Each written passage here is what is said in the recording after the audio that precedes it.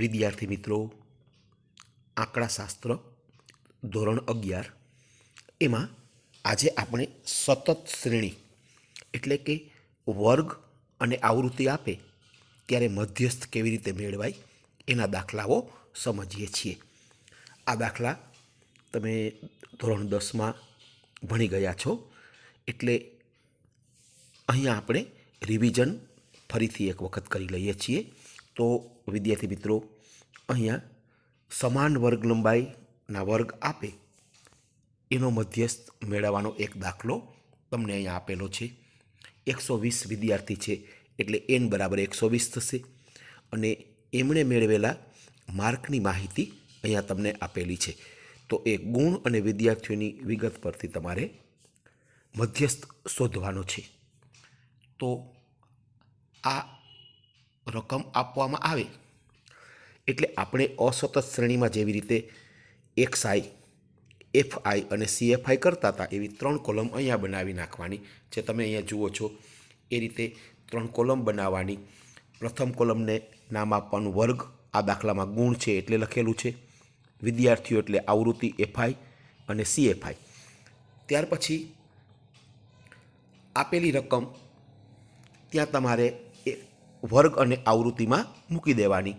CFI આપણને આવડે છે, આગળ આપણે શીખી ગયા છીએ કે થી ઓછા પ્રકારનું સંચય આવૃત્તિ વિતરણ એટલે ક્રમિક સરવાળો કરતો જવાનો, એટલે તમને મળશે 7, 20, 40, 85, 103, 115 અને 120.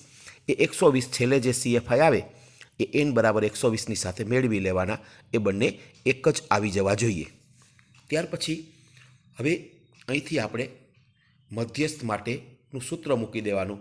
મધ્યસ્થ m બરાબર સૂત્ર મૂકશું n/2 મૂ અવલોકન. મિત્રો ખાસ અહીંયા યાદ રાખવાનું કે સાદી શ્રેણીમાં અને અસતત શ્રેણી આગળની 2 શ્રેણીમાં આપણે મધ્યસ્થ શીખા એમાં સૂત્રમાં m બરાબર n+1 આવે, એના છેદમાં 2 આવે. અહીંયા n+1 ન આવે, ખાસ યાદ રાખવાનું n/2 મૂ અવલોકન એવું લખવાનું હોય છે. તો અવલોકન આપણને આપેલા છે n બરાબર 120, એના છેદમાં 2 એટલે 60મું અવલોકન. હવે આપણે CFIમાં જોઈએ તો 60થી મોટી CFI તમને 85 મળે છે, એટલે 85ની સામેનો જે વર્ગ આવે એ એટલે કે આ 30થી 40 વર્ગ તમે જુઓ છો એને મધ્યસ્થ વર્ગ તરીકે ઓળખવામાં આવે છે. તો મધ્યસ્થ વર્ગ આપણા દાખલામાં 30થી 40 ગણાય. હવે તમારે ત્યાર પછી આ સૂત્ર મૂકી દેવાનું છે મધ્યસ્થ માટેનું. m બરાબર l + n/2 - CF છેદમાં f ગુણ્યા c.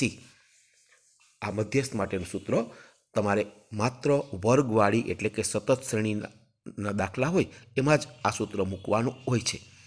તો એની સરળ સમજૂતી મેળવી લઈએ કે જ્યાં l છે ત્યાં l એટલે મધ્યસ્થ વર્ગનું અધસીમા બિંદુ. n/2 એટલે આપણા દાખલામાં 120/2 એ છેલ્લે જે જવાબ આવે છે એ 60. ત્યાર પછી CF એટલે મધ્યસ્થ વર્ગ જે હોય એટલે કે 30થી 40, એની ઉપરનો વર્ગ એટલે 20થી 30, એની CFI. તો એની CFI છે 40. ત્યાર પછી F એટલે મધ્યસ્થ વર્ગ જે છે 30થી 40 એની આવૃત્તિ, અને C બરાબર વર્ગ લંબાઈ એટલે આપણા દાખલામાં 10. તો એ રીતે હવે આપણે આ કિંમતોને લઈ અને સૂત્ર મૂકીએ. m બરાબર lની જગ્યાએ 30 મૂકીએ અધસીમા બિંદુ, પ્લસ n/2 એટલે n/2ની જગ્યાએ 60, માઇનસ ઉપરના વર્ગની CF 40, પોતાના વર્ગની આવૃત્તિ 45, એને ગુણ્યા વર્ગ લંબાઈ 10 એટલે 30 + 20/45 ગુણ્યા 10 કરીએ એટલે 30 + 200/45 એટલે 30 + 4.44 એટલે m બરાબર 34.44 તમને આ દાખલાનો જવાબ મળશે. તો એ રીતે આપણે એમ કહી શકીએ કે આમ આપેલ આવૃત્તિ વિતરણનો મધ્યસ્થ 34.44 થાય છે. હવે આવો જ એક દાખલો આપણે બીજો એક સમજી લઈએ છીએ અહીંયા. તો એ દાખલામાં અને પહેલા દાખલામાં ફેર એટલો છે કે અહીંયા બીજો આપેલો દાખલો તમને અનિવારક પ્રકારનો દાખલો છે. આગળનો દાખલો નિવારક હતો, એટલે કે આપણે નિવારક અનિવારક આપણે આગળ સમજી ગયા છીએ કે ઉર્ધ્વસીમા જો બેવડાતી હોય તો નિવારક, અને ઉર્ધ્વસીમા બેવડાય નહીં તો એ અનિવારક વર્ગ ગણાય છે. તો એ રીતે અહીંયા તમને અનિવારક પ્રકારની રકમ આપી છે. હવે એને આગળના દાખલાની જેમ જ આપણે 3 કોલમ બનાવી લઈએ: વર્ગ, આવૃત્તિ અને CFI.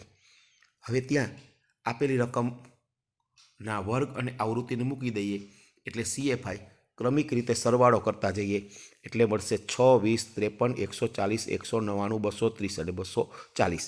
આ 240 n બરાબર 240ની સાથે અહીંયા મળી જાય છે, એટલે અહીંયા સુધીનો આપણો દાખલો સાચો છે એમ આપણે કહી શકીએ. હવે મધ્યસ્થ માટેનું આપણે સૂત્ર મૂકી દઈએ તો અહીંયા તમે જુઓ છો m બરાબર n/2મું અવલોકન, એટલે 240/2 કરીએ એટલે 120મું અવલોકન.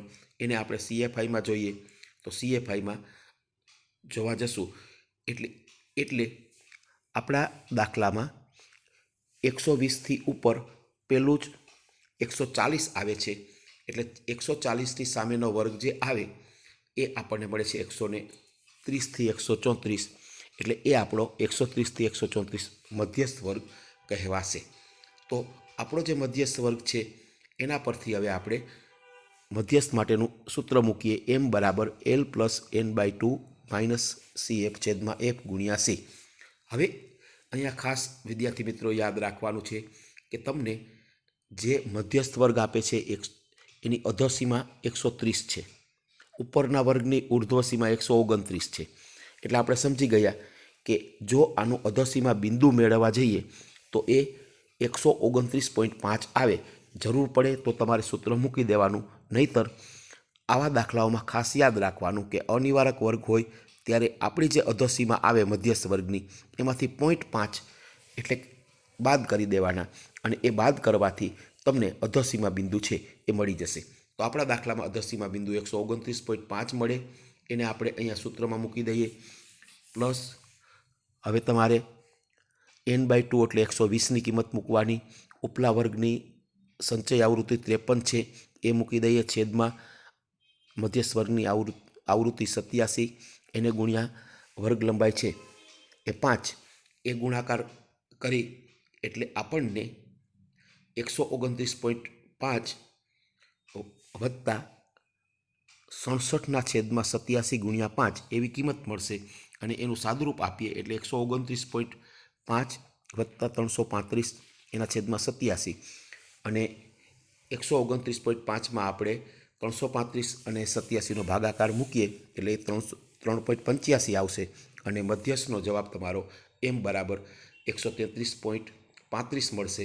આમ આપણે એવું કહી શકીએ કે આપેલ આવૃત્તિ વિતરણનો મધ્યસ્થ m 133.35 છે. તો આ બંને દાખલાઓને લઈ અને અહીંયા તમને 2 હોમવર્ક માટેના દાખલા છે એ આપવામાં આવે છે વિદ્યાર્થી મિત્રો. એના જવાબ પણ સાથે આપેલા છે, એટલે કે પ્રથમ જે દાખલો આપેલો છે એ આપણને નિવારક વર્ગ માટેનો છે એટલે પહેલા દાખલા જેવો, અને બીજો દાખલો છે એ અનિવારક એટલે બીજા દાખલા જેવો છે. બંનેના જવાબ આપણને બાજુમાં આપેલા છે. પ્રથમનો જવાબ આવશે m બરાબર 54 અને બીજા દાખલાનો જવાબ આવશે m બરાબર 42.75. આ બંને દાખલા અને HWના 2 દાખલા એમ મળી અને 4 દાખલા તમારે તમારી પાકી બુકમાં બરાબર ધ્યાનથી સમજી અને ઉતારી લેવાના છે. અસ્તુ. જય શ્રી કૃષ્ણ.